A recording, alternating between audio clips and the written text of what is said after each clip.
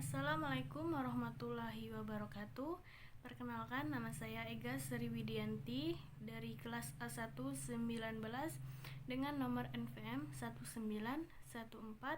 191446000021 dari program studi PGSD.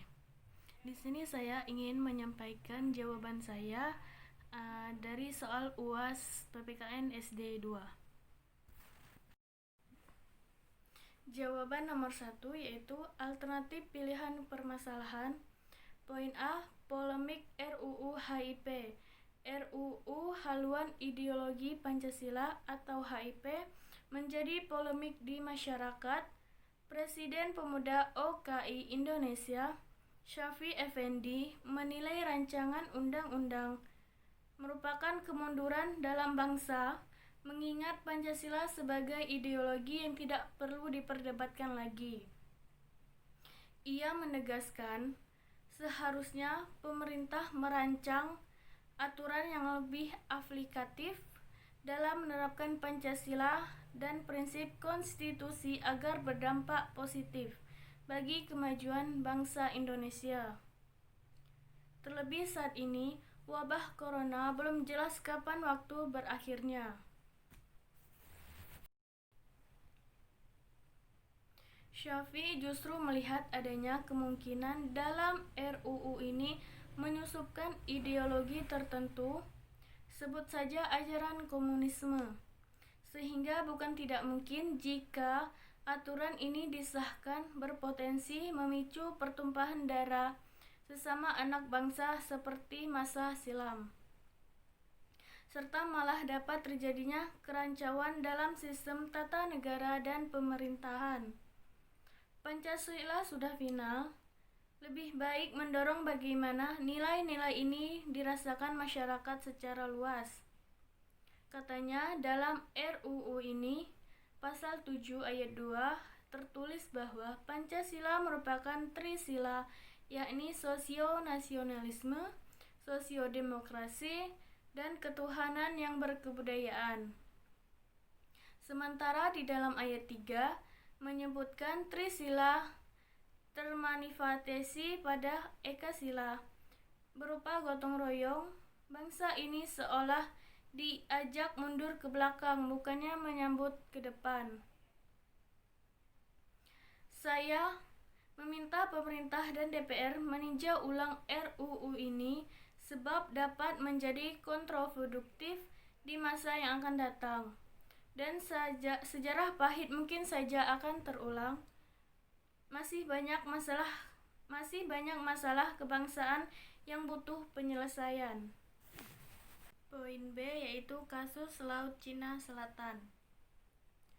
Pengadilan Tetap Arbitration VCA di Den Haag, Belanda, Selasa 12 Juli 2016 telah memutuskan bahwa Cina tidak memiliki hak sejarah terhadap Laut Cina Selatan. Keputusan tersebut keluar 3 tahun setelah PINA mengajukan gugatan pada Januari 2013 silam. VCA yang terdiri dari para ahli hukum yang ditunjuk PBB memutuskan bahwa Cina tidak memiliki dasar hukum untuk menuntut hak sejarah dan hak ekonomi terhadap kawasan dasar perairan Laut Cina Selatan. Beijing tidak menerima keputusan tersebut. Sengketa ini di wilayah perairan yang mengandung banyak sumber daya alam serta menjadi jalur ekonomi yang strategis bermula ketika pada tahun 1947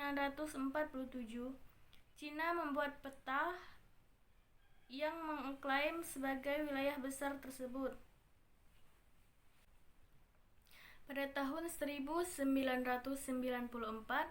Filipina mengajukan tuntutan ke Pengadilan Arbitrase di bawah Konvensi Hukum Laut PBB 1982 yang kemudian diratifikasi oleh 60 negara.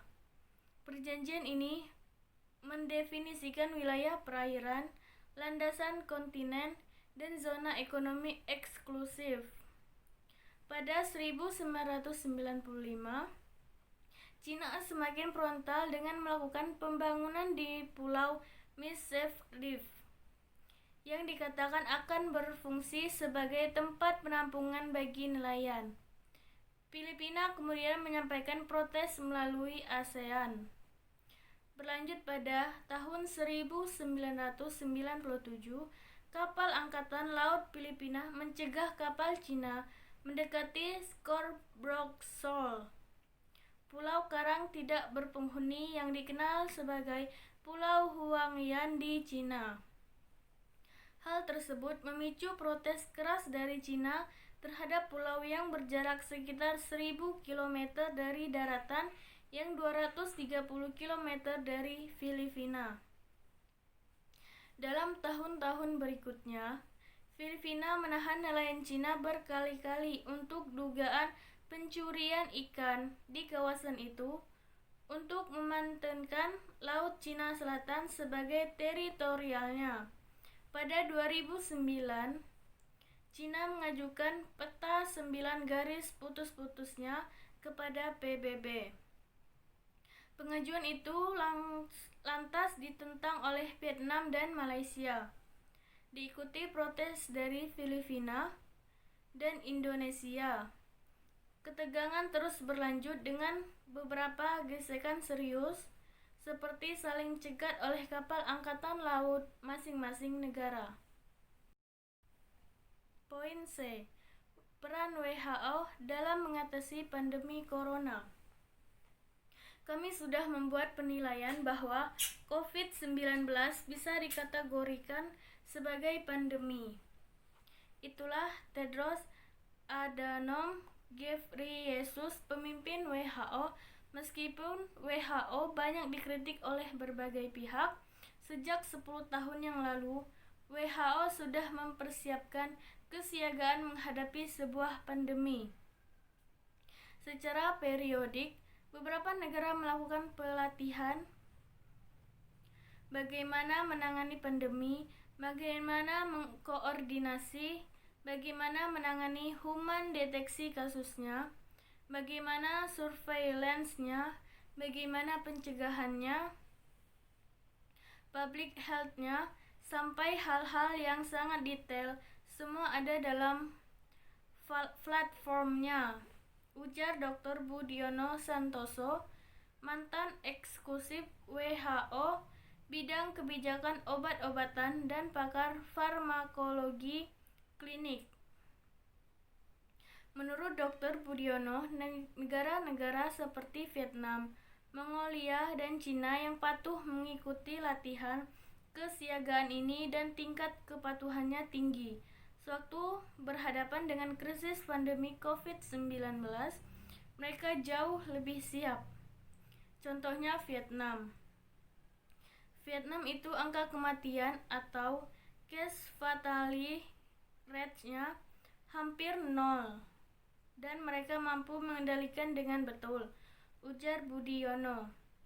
Namun kini yang ditunggu-tunggu oleh seluruh dunia adalah pengembangan sebuah vaksin anti-COVID-19 dan kembali WHO menjadi sorotan dunia. Jawaban nomor 2, efektivitas kebijakan masalah. Poin A, polemik RUU HIP. Menteri Hukum dan HAM Menkumham Yasona H. Lauli mengatakan, pemerintah memberikan kesempatan kepada DPR untuk mendapatkan masukan dari masyarakat terkait RUU HIP. Oleh sebab itu, pemerintah memutuskan untuk menunda pembahasan rancangan aturan tersebut.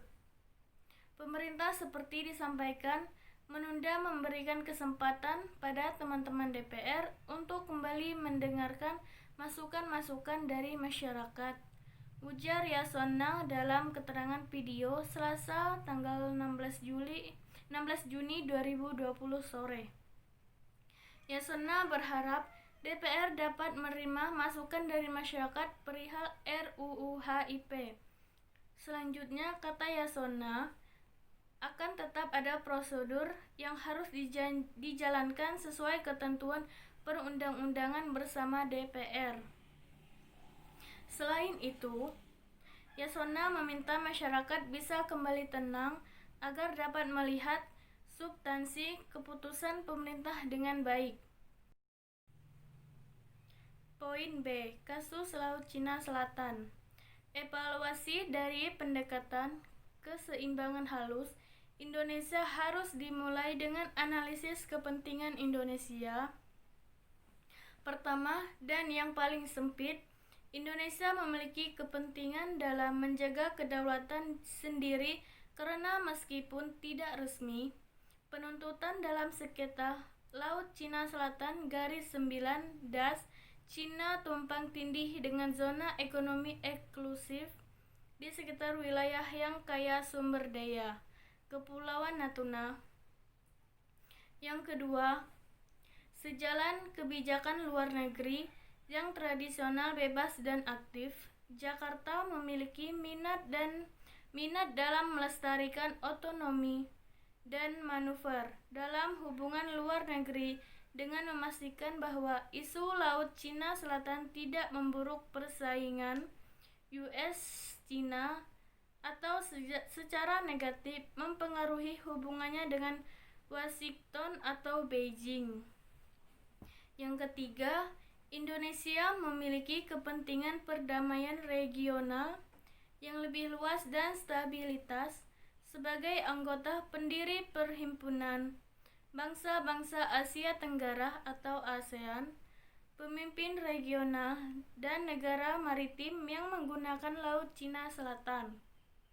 Yang keempat dan terakhir, sebagai negara kepulauan terbesar di dunia, Indonesia memiliki kepentingan dalam menegakkan hukum internasional, termasuk kesucian Konvensi PBB 1982 tentang hukum laut atau UNCLOS. Poin C.